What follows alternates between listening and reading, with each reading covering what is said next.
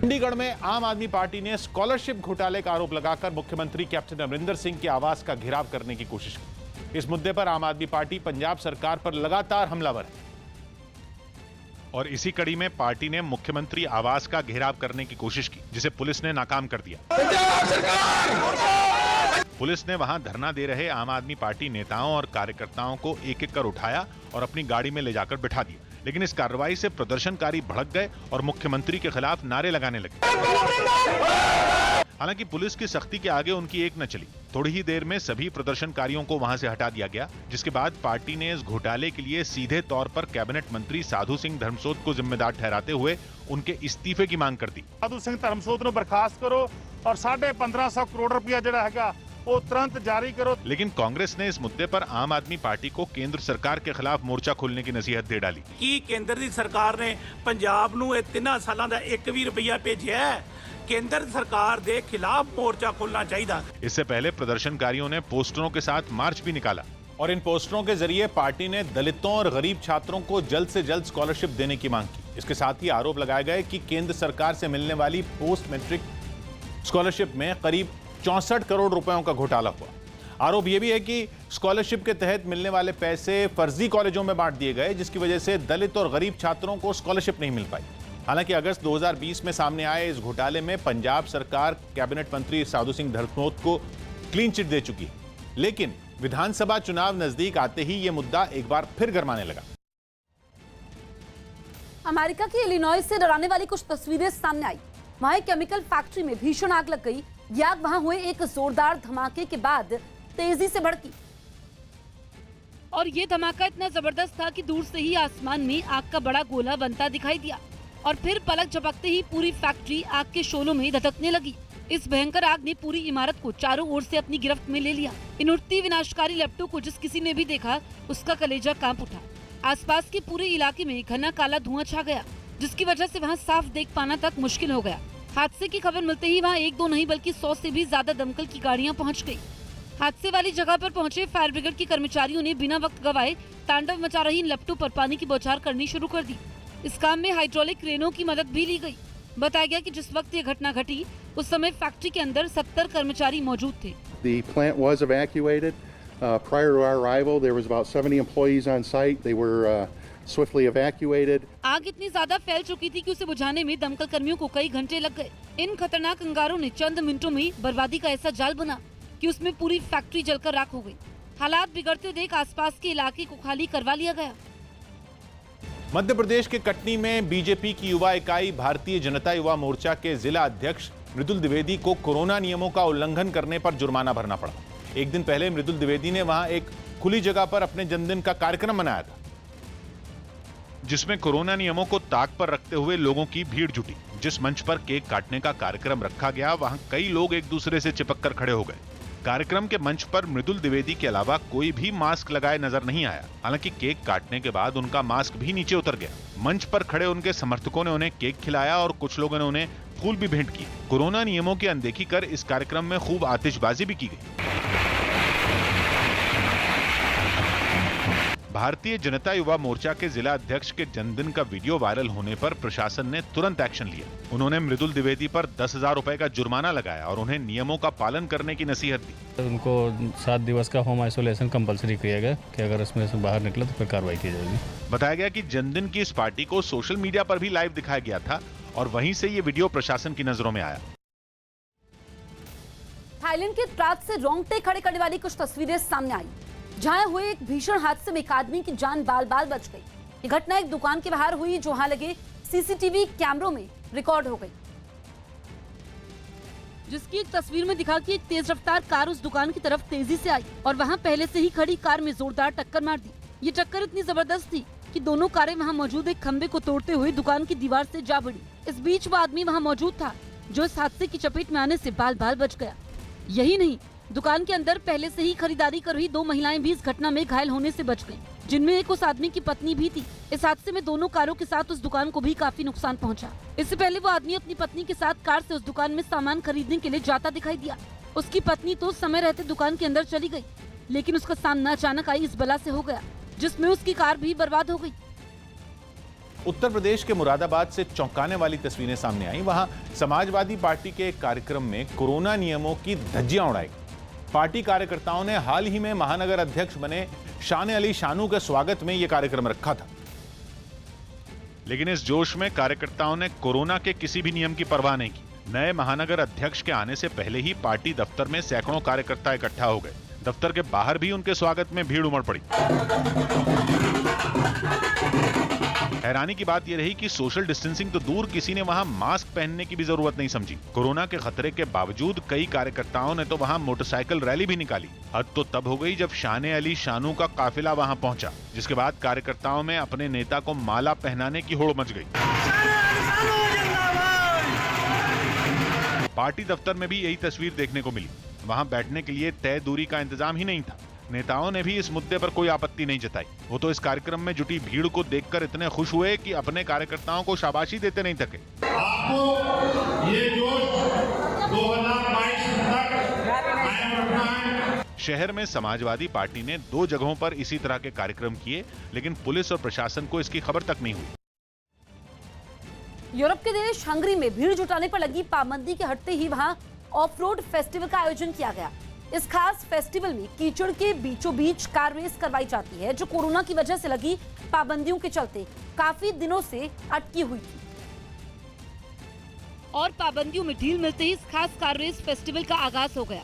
Race में शामिल खिलाड़ी अपनी अपनी गाड़ियों को कीचड़ के अंदर से निकालते हुए अपनी मंजिल की ओर तेजी से बढ़ते नजर आए। सिर्फ कीचड़ ही नहीं, जंगल के बीचों बीच बने खतरनाक उबड़ खाबड़ रास्तों से भी ये कारें गुजरी और उनसे लोहा लेते हुए जीत के लिए अपना पूरा दम लगाती नजर आई।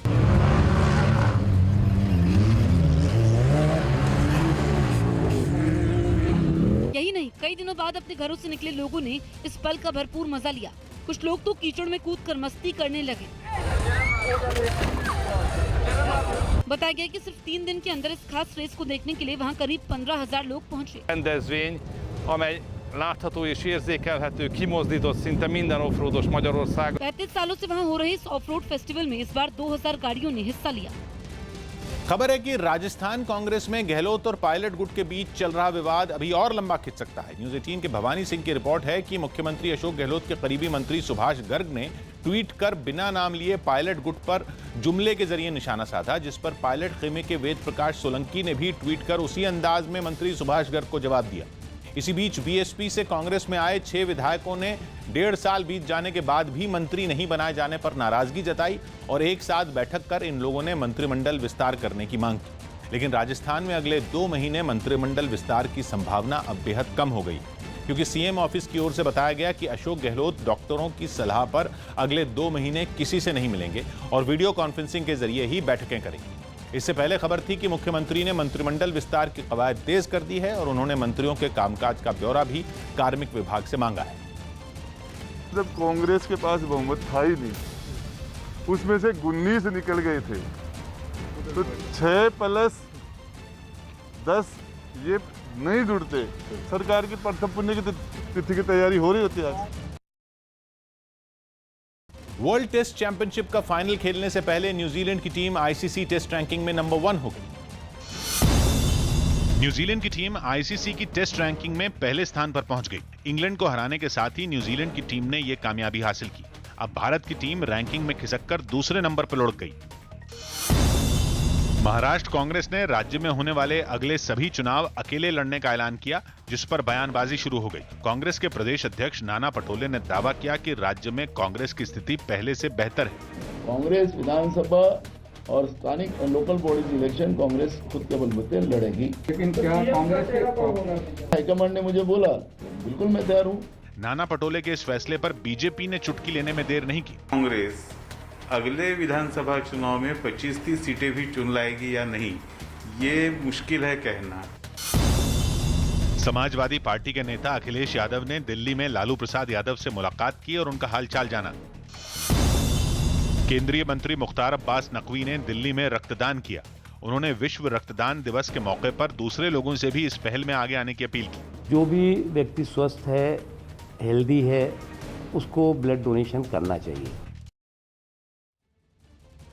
एलजेपी में उठे सियासी तूफान ने चिराग पासवान के सामने बड़ी चुनौती खड़ी कर दी है और इसकी वजह कोई और नहीं बल्कि उनके चाचा हैं, जिन्हें पार्टी के 5 सांसदों ने समर्थन देकर लोकसभा में संसदीय दल का नेता भी चुन लिया है। यानी अब चिराग पासवान उनकी खुद की पार्टी में अलग थलग पड़ चुके हैं।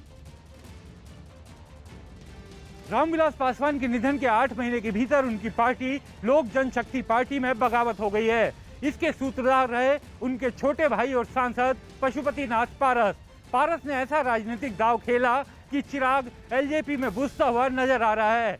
दरअसल एलजेपी के 6 सांसदों में से 5 ने चिराग की जगह पशुपतिनाथ पारस को अपना नेता चुन लिया है। और जब तक चिराग पासवान को इस बगावत की भनक लगती बहुत देर हो चुकी थी। आनन फानन में चिराग चाचा पशुपति के घर खुद गाड़ी चलाते हुए पहुंचे, लेकिन इस बार 20 मिनट तक चिराग के लिए उनके हाथे का दरवाजा नहीं खुला। इस दौरान मीडिया से घिरे चिराग लगातार हॉर्न बजाते रहे और जब गेट खुला भी तो चिराग को घर के अंदर ले जाने के लिए कोई बाहर नहीं आया।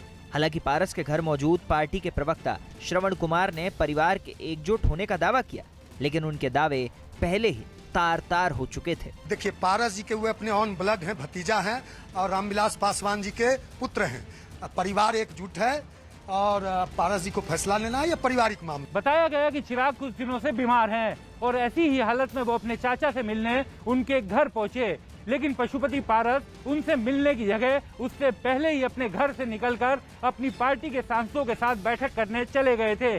बताया तो ये भी जा रहा है कि पार्टी के सारे सांसदों ने मिलकर पशुपति पारस को अपना नेता चुन लिया है। इस बीच सियासी गलियारे में चर्चा तेज हो गई कि चिराग के अलावा एलजेपी के बाकी सांसद जेडीयू में शामिल हो सकते हैं, लेकिन सुबह एक प्रेस कॉन्फ्रेंस कर खुद पारस ने इन अटकलों को खारिज कर दिया। हमारी पार्टी है, हमारी पार्टी रहेगी। लोक जनशक्ति पार्टी को किसी को मरवा नहीं है।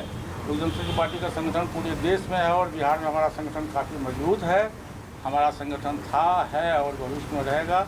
मैं एनडीए गठबंधन के साथ में के साथ था और मैं आज भी हूँ। मैं गठबंधन में रहूंगा, गठबंधन धर्म का पालन करूंगा। चिराग और पारस के बीच बढ़ती दूरी की वजह इसी बयान में छिपी है। बिहार विधानसभा चुनाव के वक्त चिराग का एनडीए से बाहर रहने का फैसला पारस और बाकी कई नेताओं को नागवार गुजरा। खासकर नीतीश कुमार के खिलाफ लगातार चिराग के बयान पार्टी के कई नेताओं को रास नहीं आए। अपने बयान के जरिए पारस ने ये भी साफ कर दिया, जहाँ तक बिहार सरकार की बात है तो हमारी जो सोच है, हमारा जो ये है, उसके मुताबिक मैं बिहार के मुख्यमंत्री श्री नीतीश कुमार जी को मैं अच्छा लीडर मानता हूँ, विकास पुरुष में मानता हूँ। बताया जा रहा है कि एलजेपी के सियासी भूचाल के पीछे जेडीयू का हाथ है और नीतीश कुमार के करीबी लल्लन सिंह पारस के संपर्क में लंबे समय से थे। दूसरे के घर में इस फूट पर जेडीयू से जैसी आवाज आई उससे भी इसे महसूस किया जा सकता है। जेडीयू के किसी तंत्र के बजाय ये उसके नेतृत्व के खिलाफ जो है बगावत है, जिसने इतनी बड़ी पार्टी को हाशिए पे ला दिया। बहुत ही यहाँ अच्छे ढंग से हम लोग एनडीए को चला रहे थे। उसमें याद करिए ना, पशुपति पारस जी भी यहाँ पर मंत्री थे। लोकसभा में जो चुनाव लड़ा गया था एक बहुत अच्छा माहौल था और जिस प्रकार माहौल को खराब किया गया तो स्वाभाविक है लोग सब लोग अंदर से कोई प्रसन्न तो थे नहीं, सब लोग दुखी थे। तो वो तो होता ही है ना, कितना दिन तक लोग किसी के मनमानी को बर्दाश्त करें। एलजेपी के अंदर इतनी उथल पुथल मची थी और चिराग को इसकी भनक तक नहीं हो, ये मुमकिन है क्या? उसका जवाब लोकसभा अध्यक्ष ओम बिरला को एक दिन पहले सौंपे गए समर्थन पत्र से मिलता है। एलजेपी के बागी 5 सांसदों ने स्पीकर को सौंपे गए पत्र में अपना नया नेता चुनने की बात कही है। इस समर्थन पत्र के मुताबिक पार्टी के सांसद पशुपति कुमार पारस को अपना नेता चुनते हैं। पशुपति कुमार पारस एलजेपी के लोकसभा संसदीय दल के नेता होंगे। महबूब अली कैसर लोकसभा संसदीय दल के उपनेता होंगे। सूरजभान सिंह और नवादा से सांसद चंदन सिंह लोकसभा में पार्टी के मुख्य सचेतक होंगे। स्पीकर को सौंपी गई चिट्ठी से साफ है कि चिराग को पार्टी में अलग थलग करने की तैयारी लंबे वक्त से चल रही थी और इसी वजह से पार्टी में पद देने में दलित, मुस्लिम और उच्च जाति के कॉम्बिनेशन का ख्याल रखा गया। पशुपति पारस दलित, महबूब अली कैसर मुस्लिम और चंदन सिंह भूमिहार, इन तीनों के सहारे पारस एक राजनीतिक संदेश भी अपने कार्यकर्ताओं को देना चाहते हैं। वो ये जताना चाहते हैं कि अपने भाई रामविलास पासवान की तरह वो समाज के हर तबके को साथ लेकर राजनीति में आगे चलना चाहते हैं। यही नहीं, पारस ने एक सधे राजनेता की तरह ये भी कहा कि चिराग से उन्हें कोई दिक्कत नहीं है और चिराग चाहें तो पार्टी में बने रह सकते हैं। पारस ने दावा किया कि उन्होंने पार्टी को तोड़ा नहीं बल्कि बचाया है, लेकिन चिराग भी आखिर तक पार्टी की कमान अपने हाथ में रखने का दाव आजमाते दिखे।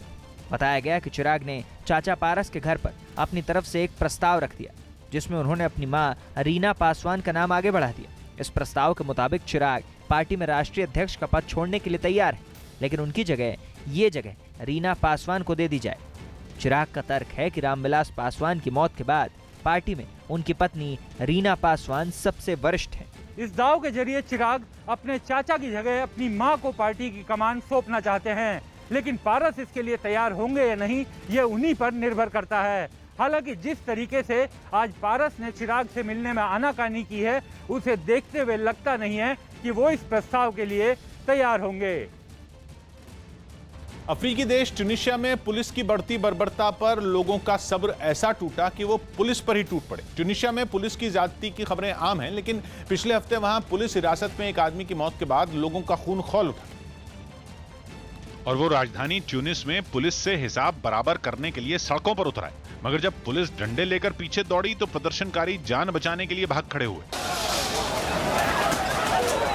इस भागम भाग में एक आदमी जमीन पर गिर गया, लेकिन लोग खुद को पुलिस से बचाते या उस आदमी को उठाते। हालांकि बाद में कुछ प्रदर्शनकारियों ने उसकी मदद जरूर की, लेकिन बाकी लोग तो पुलिस से जा भिड़े। जो उनके हाथ में आया उन्होंने उठाकर पुलिस पर दे मारा।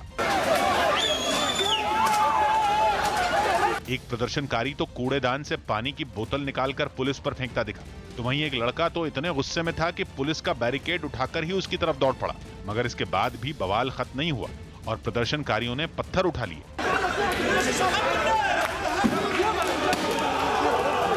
10 साल पहले ट्यूनीशिया में लोकतंत्र के लिए उठी जिस आवाज ने अरब देशों में क्रांति की बयार ला दी थी, उसी ट्यूनीशिया के लोगों का मोहभंग होने लगा और वहां ताकत के नशे में चूर पुलिस पर अब तक लगाम नहीं लग पाई। बिहार के जमुई से हैरान करने वाली एक तस्वीर सामने आई, जहां कुएं में गिरे एक सांड का रेस्क्यू किया गया। बताया गया कि वो सांड 40 फीट से भी ज्यादा गहरे कुएं में गिरा था और काफी देर तक वहीं फंसा रहा, जिसका पता लगते ही इलाके के लोग टॉर्च की रोशनी में उस सांड को कुएं से बाहर निकालने में जुट गए। गहरे कुएं में गिरे सांड को लोगों ने रस्सियों की मदद से बाहर खींचना शुरू किया। बेजुबान को बचाने के लिए सभी ने अपनी पूरी जान लगा दी। थोड़ी देर बाद उनकी ये कोशिश रंग लाई और सांड को कुएं से बाहर निकाल लिया गया। उसे इस मुसीबत से बचाने के बाद उन लोगों ने चैन की सांस ली और जोर जोर से नारे लगाने लगे।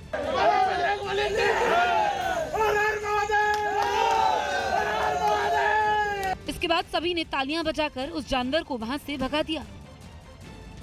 यूपी के आगरा में करीब 9 घंटे तक चले अभियान के बाद बोरवेल में गिरे एक बच्चे को बचा लिया गया। बताया गया कि 3 साल का ये बच्चा एक दिन पहले खेलते वक्त उस बोरवेल में गिर गया था, जिसे 100 फीट गहरे बोरवेल से निकालने के लिए सेना के जवानों के साथ एनडीआरएफ और एसडीआरएफ की टीमों ने पूरी ताकत झोंक दी। करीब 9 घंटे बाद सबकी कोशिश रंग लाई और बच्चे को सुरक्षित बाहर निकाला गया।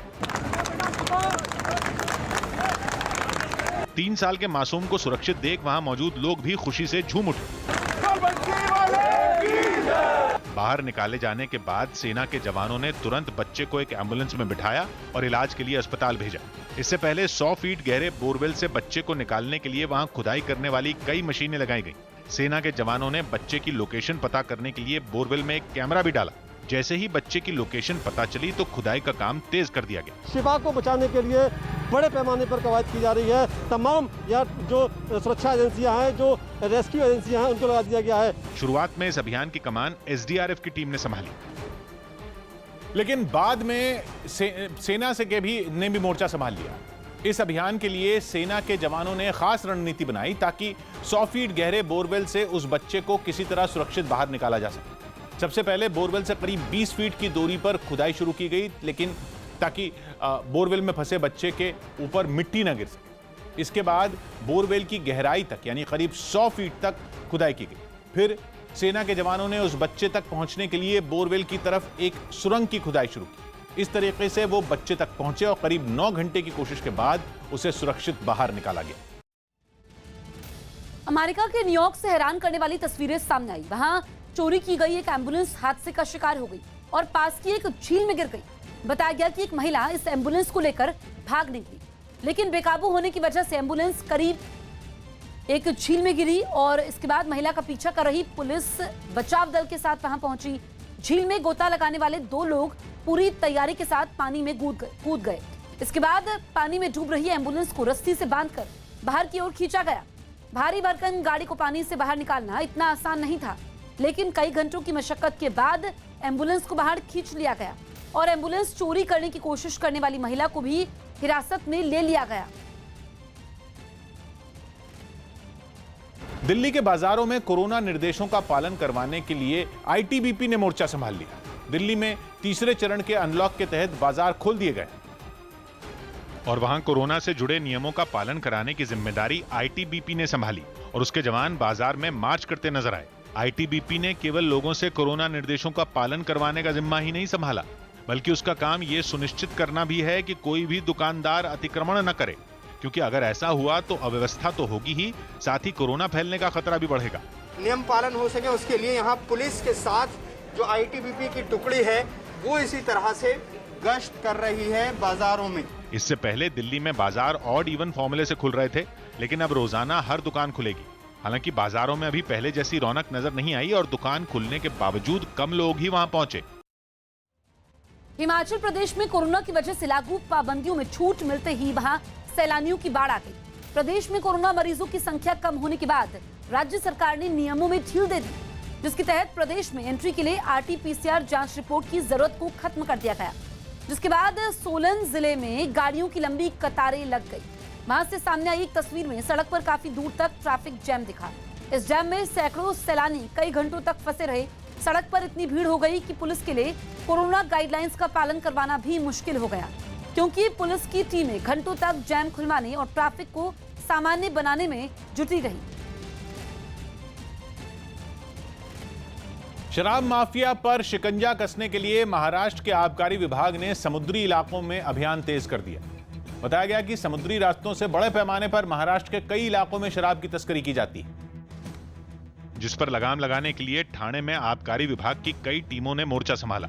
वहां से सामने आई तस्वीरों में नाव पर सवार एक टीम अवैध शराब के एक ठिकाने पर पहुंचती नजर आई। वहां पानी के बीच पेड़ों की आड़ में शराब के बड़े ड्रम छिपा कर रखे गए थे। वहां पहुंचने के बाद कुछ लोग पानी में उतरे और कार्रवाई शुरू की गई। इसी तरह एक दूसरे इलाके में भी आबकारी विभाग की टीम ने वहां छिपाई गई अवैध शराब को नष्ट किया। बताया गया कि भारी बारिश के बीच चलाए गए अभियान में पिछले 2 दिनों के अंदर करोड़ों रुपए की शराब नष्ट की गई। जहां भी ऐसे निर्मित केंद्र है वहां भी वो कार्रवाई करें। आबकारी विभाग ने नावों के जरिए शराब तस्करों पर शिकंजा कसने के अभियान में तेजी लाने के संकेत भी दिए। स्पेन के मैड्रिड में सरकार के विरोध में हजारों लोग सड़क पर उतरे। वहां कैटलोनिया की आजादी की मांग करने वाले अलगावादी नेताओं को स्पेन की सरकार माफीनामा जारी करने की तैयारी में है, लेकिन सरकार की इस योजना के खिलाफ लोगों ने प्रदर्शन भी शुरू कर दिया। स्पेन का झंडा पकड़े हुए ये लोग सड़क पर इकट्ठा हुए और सरकार से देश में एकता बनाए रखने की अपील की। हाथों में पोस्टर और बैनर थामे इन लोगों ने वहां के पीएम के इस्तीफे की मांग की और अलगाववादी नेताओं पर कोई रियायत न बरतने की आवाज भी उठाई। उत्तराखंड के उधम सिंह नगर से हैरान करने वाला एक वीडियो सामने आया, जिसमें कुछ लोगों ने 2 लड़कों की बेरहमी से पिटाई कर दी। चोरी के शक में दोनों आरोपियों को इतना मारा गया कि वो अपने पैरों पर खड़े होने लायक भी नहीं बचे, जो कि सामने आए वीडियो में भी साफ दिखा। बीच सड़क पर इलाके के कुछ लोगों ने दोनों आरोपियों को पकड़ लिया और उनसे मारपीट शुरू कर दी। दोनों को लकड़ी के डंडे और पानी के पाइप से खूब पीटा गया।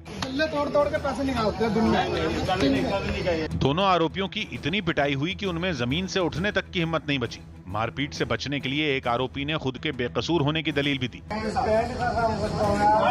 चोरी के शक में मारपीट के इस मामले के सामने आने के बाद पुलिस भी एक्शन में आ गई। जिनके द्वारा भी एक कृत्य किया गया है उनके विरुद्ध तत्काल वैधानिक कार्रवाई की जाएगी। मारपीट के दौरान वहां जुटे लोगों ने आरोपियों को बचाने के बजाय तमाशबीन बनना बेहतर समझा। राम जन्मभूमि तीर्थ क्षेत्र ट्रस्ट पर जमीन खरीदने में घोटाले के आरोपों पर सचिव चंपत राय ने प्रेस रिलीज जारी कर अपना पक्ष रखा और सभी आरोपों को गलत बताते हुए इसे सियासी फायदे के लिए किया गया विवाद बता दिया। राम जन्मभूमि तीर्थ ट्रस्ट की जमीन खरीद फरोख्त में भ्रष्टाचार की शिकायत की सियासत तेज हो गई है। बीजेपी ने जबरदस्त पलटवार करते हुए आम आदमी पार्टी और समाजवादी पार्टी पर आरोप लगाते हुए कहा कि वो राम मंदिर निर्माण में अलंगा डालना चाहते हैं, जबकि राम जन्मभूमि तीर्थ ट्रस्ट ने भी सफाई देते हुए कहा कि सारे आरोप निराधार और गलत हैं। अयोध्या में राम जन्मभूमि तीर्थ ट्रस्ट की तरफ से खरीदी गई जमीन को लेकर विवाद खड़ा हो गया है। आरोप है कि 2 करोड़ की जमीन को 18 करोड़ में आखिर कैसे खरीदा गया। जिस जमीन को लेकर ये पूरा विवाद है वो 9 एकड़ की है और वहां अभी अमरूद के बाग हैं। दावा किया जा रहा है कि आने वाले समय में यहाँ निर्माण होने वाला है। यहाँ करोड़ों राम भक्तों के लिए गेस्ट हाउस और आश्रम बनाए जाएंगे, लेकिन उससे पहले ही जमीन के सौदे पर विवाद खड़ा हो गया है। मैं भ्रष्टाचार का आरोप लगा रहा हूँ कि ऐसी कौन सी वजह थी, उस जमीन ने 10 मिनट के अंदर ऐसा कौन सा सोना उगल दिया कि जिस जमीन का बैनामा 2 करोड़ में हुआ, 10 मिनट बाद वो जमीन 18 करोड़ की हो गई, 18.5 करोड़ की हो गई और 17 करोड़ रुपया आरटीजीएस किया गया।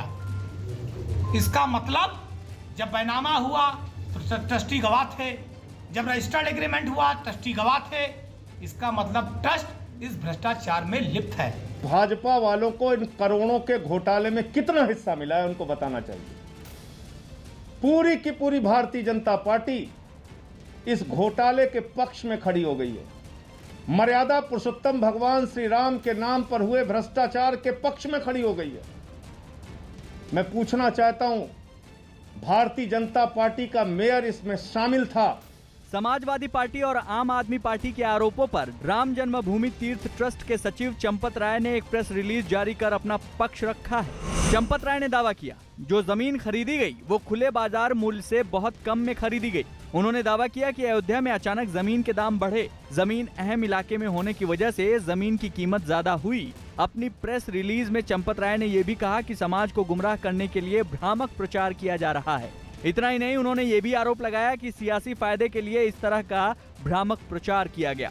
इसके अलावा चंपत राय ने यह भी कहा कि वो ऐसे आरोपों से डरने वाले नहीं हैं। इससे अलावा यहाँ कोई है ही नहीं विषय मेरे सामने।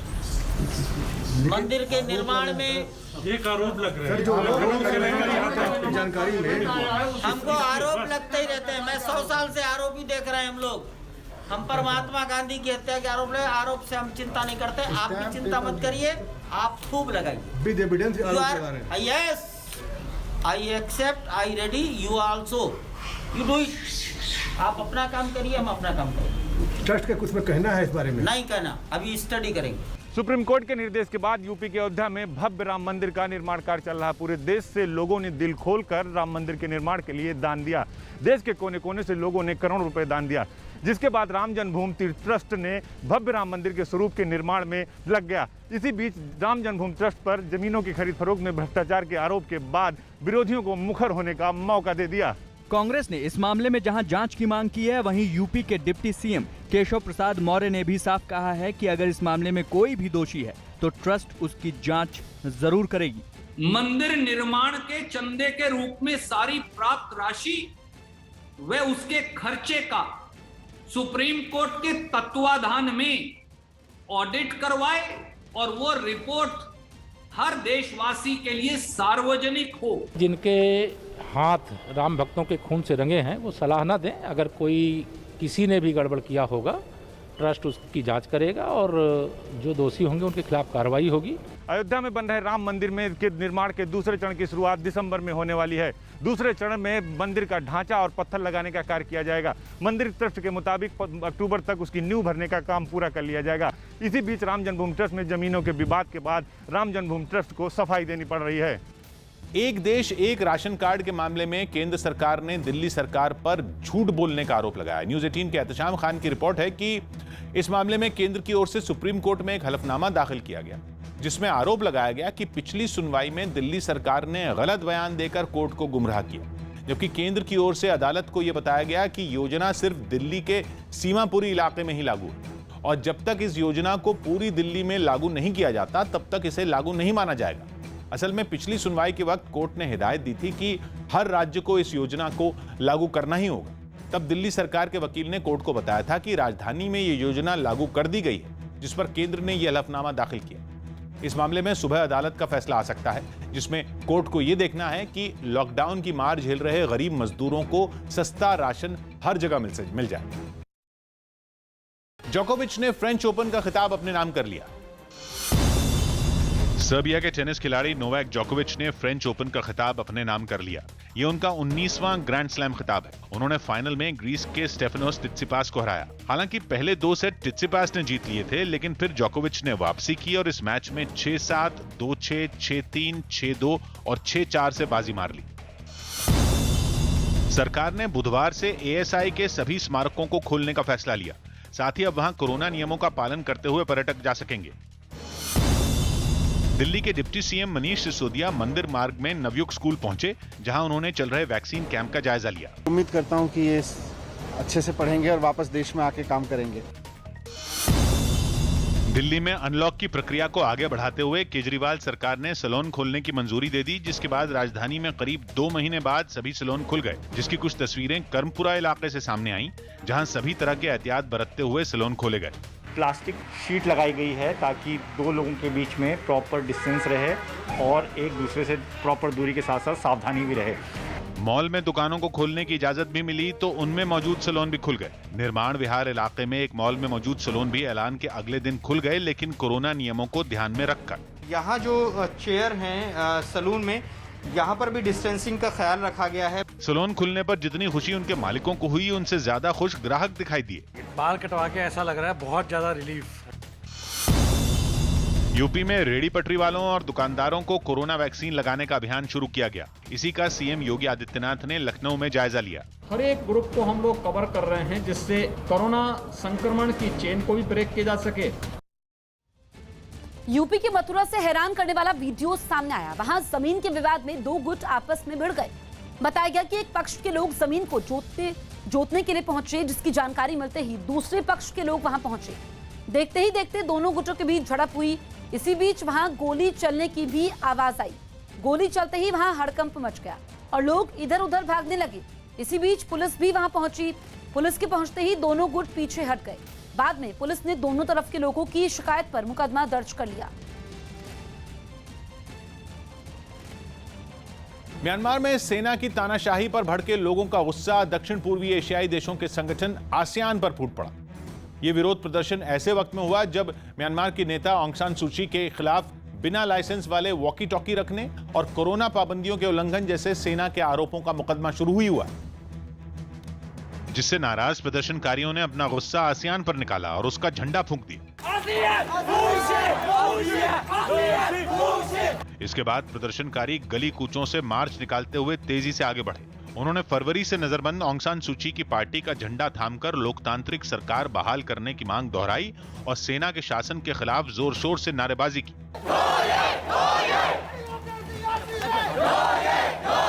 भरे ट्रैफिक के बीच भी प्रदर्शनकारी बिना रुके आगे बढ़ते रहे। असल में आसियान म्यांमार के संकट को सुलझाने में जुटा है, लेकिन उसकी कोशिशों का असर जमीन पर नजर नहीं आ रहा। इसलिए प्रदर्शनकारियों ने आसियान की कोशिशों पर ही सवाल उठा दिए। राजस्थान के पोखरण से हैरान करने वाली कुछ तस्वीरें सामने आई। वहां पानी के एक टैंक में कुछ लोगों को दवाइयों की बड़ी खेप मिली, जिसे उस टैंक में एक बोरे में भरकर डाला गया था। जब टैंक से उस बोरे को बाहर निकाला गया तो बड़ी मात्रा में दवाइयां मिली। इसकी जानकारी स्वास्थ्य विभाग को दी गई, जिसके बाद कुछ अधिकारी वहां पहुंचे। उन्होंने जांच में पाया कि उनमें कुछ दवाओं की एक्सपायरी हो चुकी थी, जबकि आधी से ज्यादा दवाएं ठीक मिली। ऐसे में उन अफसरों ने दवाइयों को अपने कब्जे में ले लिया और इस मामले की जांच के लिए एक कमेटी भी बना दी। उत्तर प्रदेश के कासगंज से रोंगटे खड़े कर देने वाला एक वीडियो सामने आया। वहां चलती कारों पर कुछ लड़कों ने जान जोखिम में डालकर कई स्टंट किए। इस वीडियो के वायरल होते ही इलाके में हड़कंप मच गया, क्योंकि इस खतरनाक स्टंट के दौरान किसी की भी जान पर बन आ सकती थी। वहां से सामने आई तस्वीरों में कुछ लड़के हाईवे पर चलती हुई 3 कारों में सवार दिखे। इनमें एक कार की खिड़कियों से 3 लड़के अपने शरीर का आधे से ज्यादा हिस्सा बाहर निकाले नजर आए, जबकि एक लड़का उसकी छत पर खड़ा दिखाई दी। हालांकि गाड़ी की तेज रफ्तार की वजह से वो ज्यादा देर तक खड़ा नहीं रह सका और वो वहीं बैठ गया। इस बीच कार की खिड़कियों पर लटके 2 लड़कों ने जान जोखिम में डालकर सेल्फी ली और फिर उन्होंने इस स्टंटबाजी का वीडियो बनाया, जिसे बाद में सोशल मीडिया पर वायरल कर दिया गया। तेलंगाना में सरकार के एक फैसले के बाद विपक्षी दलों ने हमले तेज कर दिए। वहां कोरोना संकट और राज्य सरकार पर हजारों करोड़ की कर्ज के बाद भी 32 आईएएस अधिकारियों के लिए लाखों रुपए कीमत की लग्जरी गाड़ियों को खरीदा गया, जिसकी जानकारी मिलते ही विपक्षी दलों ने सरकार को घेर लिया। 40,000 करोड़ रुपए का कर्ज, फिर भी बट रहे हैं तोहफे। ये चौंकाने वाली खबर तेलंगाना से आई है, जहां की सरकार ने कर्जे में डूबे राज्य को उबारने की बजाय अपने 32 IAS अधिकारियों के लिए महंगे दाम की लग्जरी गाड़ियां खरीदी हैं। ये खबर सामने आते ही विपक्षी दल तेलंगाना सरकार पर हमलावर हो गए। बीजेपी ने इसे जहां जनता के पैसे की बर्बादी बताया, वहीं कांग्रेस ने सरकार की मंशा पर सवाल खड़े कर दिए। करोड़ों के कर्ज के बोझ और कोरोना की मुसीबत के बावजूद तेलंगाना के 32 अतिरिक्त कलेक्टरों की चांदी हो गई, क्योंकि सरकार की तरफ से उनके लिए करोड़ों की गाड़ियां खरीदी गईं। लेकिन इन गाड़ियों ने राज्य के सियासी गलियारों में हड़कंप मचा दिया है, क्योंकि ये गाड़ियां कोई आम गाड़ियां नहीं है, बल्कि एक जानी मानी कंपनी के सबसे मशहूर ब्रांड की गाड़ियां हैं, जिनकी कीमत 25 से 30 लाख बताई जा रही है। दावा किया गया कि इन गाड़ियों को खरीदने में सरकार को कुल 11 करोड़ रुपए का खर्च उठाना पड़ा है। कहते हैं कि कोई भी फैसला लेने से पहले वक्त और हालात पर खास ध्यान देना चाहिए, और सियासत में तो वक्त की नजाकत देखकर ही बड़े फैसले लिए जाते हैं। लेकिन तेलंगाना की सरकार ने कोरोना काल में जिस तरह से करोड़ों रुपए खर्च करके अपने अधिकारियों के लिए लग्जरी गाड़ियां खरीदी, उससे विपक्ष का हमलावर होना लाजिमी था। अब सरकार पर फिजूल खर्ची का आरोप लगाकर पहले से ही आर्थिक बदहाली से जूझ रही राज्य सरकार के खिलाफ विपक्षी दलों ने मोर्चा खोल दिया है। सरकार पर हमला करने का मौका सबसे पहले बीजेपी ने हासिल किया और उन्होंने मुख्यमंत्री चंद्रशेखर राव को घेरते हुए ऐसे नौकरशाहों को खुश करने का सियासी स्टंट ठहरा दिया। BJP denounces the decision taken by CM KCR to buy 32 ultra luxury vehicles, Kia Carnivals, and present them to the additional collectors of the state. उधर कांग्रेस ने भी आरोप लगाया कि सरकार को इन पैसों को कोरोना के संकट के बीच लोगों के लिए अस्पतालों में बेड और इलाज के लिए जरूरी सुविधाएं देने के लिए खर्च करना चाहिए था, लेकिन ऐसा नहीं किया गया। जेब में पैसे नहीं है, सरकार के पास पैसे नहीं है, और आप जमीन बेचना चाहते, ऐसे वक्त भी नया नया गाड़ी देके क्या सोचते हैं आपका समझ में नहीं आता। एक तरफ कोरोना में इतने लोग परेशान रहने के बावजूद भी उन लोगों के लिए कोई देखभाल नहीं है, कोई पैसा खर्च करके वैक्सीनेशन डालने के तक सोच रही है। कहते हैं कि कर्ज लेकर घी नहीं पिया जाता, लेकिन तेलंगाना में ऐसा ही हो रहा है। अब विपक्षी दल सरकार पर आर्थिक बदहाली के दौर में करोड़ों रुपया खर्च करके लग्जरी गाड़ियां खरीदने के मुद्दे पर सरकार को घेर रही हैं, तो सरकार चुप है। बावजूद इसके सूबे का सियासी तापमान बढ़ता जा रहा है। आर्थिक बदहाली और कोरोना काल में सरकार अपने अफसरों को लग्जरी गाड़ियों का सफर तो करवाना चाहती थी, लेकिन इस सफर के शुरू होने से पहले ही उसमें रुकावट पैदा हो रही है। मौसम विभाग ने हरियाणा और पंजाब के कई जिलों में तेज आंधी और बारिश का अनुमान जताया है। न्यूज़ 18 के चमन पलानिया की रिपोर्ट है कि अगले 2 दिन हरियाणा, चंडीगढ़ और पंजाब में कई जगहों पर भारी बारिश हो सकती है। बारिश के साथ तेज आंधी भी चलने का अनुमान जताया गया। आशंका है कि इस दौरान 30 किलोमीटर प्रति घंटा से 50 किलोमीटर प्रति घंटा की रफ्तार से हवाएं चल सकती हैं। मौसम विभाग के मुताबिक 15 जून को हल्की बारिश होने का अनुमान है, जबकि 16 जून को ज्यादातर जगहों पर भारी बारिश होगी और इस दौरान कई जगहों पर 70 से 120 मिलीमीटर तक भारी बारिश होगी, जो मुसीबत की वजह भी बन सकती है। दिल्ली में कोरोना के आंकड़ों में बड़ी गिरावट दर्ज की गई। दिल्ली में 24 घंटों में कोरोना के 131 नए मामले सामने आए। 22 फरवरी के बाद यह पहला मौका रहा जब इतने कम मामले आए। पश्चिम बंगाल सरकार ने राज्य में चुनाव के बाद हुई हिंसा की जांच में सुप्रीम कोर्ट के दखल का विरोध किया। राजस्थान के अजमेर में मौजूद आना सागर झील में 200 और 500 रुपए के नोट मिलने की खबर मिलने के बाद लोगों में अफरा तफरी मच गई। नोटों की तलाश में कई लोग इस झील में कूद गए। निकाल रहे थे, कूद रहे थे और आ रहे थे, किसको फोन कर रहे थे, पैसे निकालो, आया, ऐसे कुछ कह रहे थे लोग। इसकी जानकारी जैसे ही पुलिस को मिली, वहां कुछ पुलिस वाले पहुंचे और लोगों को वहां से भगाया। यूरो कप में इंग्लैंड की फुटबॉल टीम ने क्रोएशिया को 1-0 से हरा दिया। इसी के साथ वो अपने ग्रुप बी की पॉइंट्स टेबल में पहले स्थान पर पहुंच गई। मुंबई के झुग्गी बस्ती वाले इलाके धारावी में 24 घंटों में कोरोना का एक भी मामला सामने नहीं आया। जनवरी के बाद यह पहला मौका रहा जब वहां किसी की भी कोरोना रिपोर्ट पॉजिटिव नहीं आई। पशुपति कुमार पारस को लोकसभा में एलजेपी संसदीय दल का नेता चुने जाने का असर पटना में भी दिखाई दिया। वहां पार्टी दफ्तर के बाहर बोर्ड पर पशुपति कुमार पारस को एलजेपी का अध्यक्ष लिख दिया गया। चीन के हुबई प्रांत में एक रिहायशी इलाके में बिछी गैस की एक पाइपलाइन में ऐसा धमाका हुआ कि 25 लोगों की मौत हो गई और 130 से ज्यादा अस्पताल पहुंच गए। विस्फोट सुबह 6:30 बजे के करीब हुआ, इसलिए कई लोगों को संभलने का मौका ही नहीं मिला और वो नींद में ही मौत की नींद सो गए। क्योंकि धमाके की वजह से पूरा इलाका तबाह नजर आया। जो 2 मंजिला इमारत हादसे का शिकार हुई, उसका मलबा चारों तरफ जमीन पर बिखरा दिखा। उसकी छत तो पूरी की पूरी उड़ ही गई और जिन ईंटों को जोड़ जोड़कर इमारत खड़ी की गई थी, वो ईंटें अलग थलग पड़ी दिखी। हादसे के वक्त इलाके में सब्जी मंडी लगी थी, लेकिन विस्फोट के बाद न दुकानदार बचे न खरीदार और हरी भरी सब्जियां यूं ही सड़ती नजर आईं। हालांकि ये तो हादसे के तांडव की महज एक तस्वीर थी। रोंगटे खड़े तब हुए जब आसमान से वीडियो बनाया गया। इतना भयानक ब्लास्ट कि 2000 बचाव कर्मियों को मोर्चे पर लगाया गया। वो मलबे में दबे लोगों की तलाश में कमर तोड़ मेहनत करते नजर आए। उनकी कोशिश रंग भी लाई और उन्होंने कई लोगों को जिंदा बाहर निकाल लिया। हरियाणा के करनाल में 2 चोर दिन दहाड़े एक बाइक चुराकर फरार हो गए। जर्नैल कॉलोनी में हुई इस चोरी की तस्वीरें वहां लगे सीसीटीवी कैमरे में रिकॉर्ड हुई। इन तस्वीरों में 2 लड़के गली में खड़ी बाइक को चुराने के लिए घूमते हुए दिखाई दिए। एक अपने मोबाइल पर बिजी होने की एक्टिंग करता हुआ आने जाने वाले लोगों पर नजर रखता रहा, जबकि दूसरे ने बाइक का लॉक तोड़कर उसे स्टार्ट कर दिया और कुछ ही सेकंडों में अपने साथी को बाइक में बिठाकर वहां से फरार हो गया। इस घटना की जानकारी मिलने के बाद इलाके के लोगों ने पुलिस से शिकायत की। चोरी होने का भी डर ज़्यादा है और हमारी कॉलोनी इतनी जल्दी है कि हमें ऐसा लगा नहीं था कभी कि ऐसे हो सकता है, लेकिन दिन दिहाड़े ऐसे ले गए तो बहुत डरने वाली बात तो है ही है।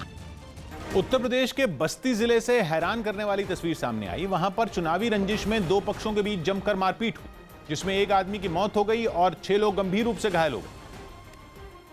जिसका एक वीडियो भी सामने आया, जिसमें दोनों पक्षों के लोग एक दूसरे पर लाठियों से हमला करते हुए दिखाई दिए। मारपीट की खबर लगते ही एक बुजुर्ग भी दौड़ते हुए मौके पर पहुंचे और इस विवाद में कूद पड़े।